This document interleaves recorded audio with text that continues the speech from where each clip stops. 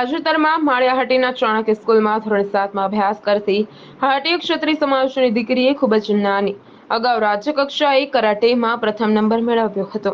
ત્યારબાદ 26 national karate championship હરીફાઈ ભાગ લીધો હતો, જેમાં સિસોદિયા તુલસી આલાભાઈએ પ્રથમ નંબર મેળવતા કોચ દ્વારા ગોલ્ડ મેડલ આપી પ્રોત્સાહિત કરવામાં આવી હતી।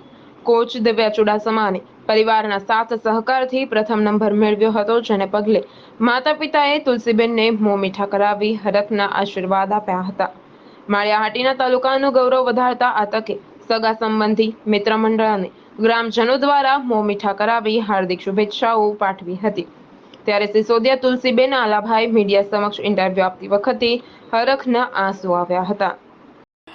મારું નામ સિસોદિયા તુલસીબેન આલાભાઈ છે। હાલ હું ચાણક્ય પબ્લિક સ્કૂલમાં ધોરણ 7માં પાસ કરી ધોરણ 8માં પ્રવેશ મેળવ્યો છે। અગાઉ મેં રાજ્ય કક્ષામાં પ્રથમ નંબર મેળવી, ત્યારબાદ નેશનલ કરાટે ચેમ્પિયનશિપમાં પણ પ્રથમ નંબર મેળવેલ છે, જેમાં મારા કોચ દિવ્યા સંશય અને મારા પરિવારના સાથ સહકારથી અત્યારે હું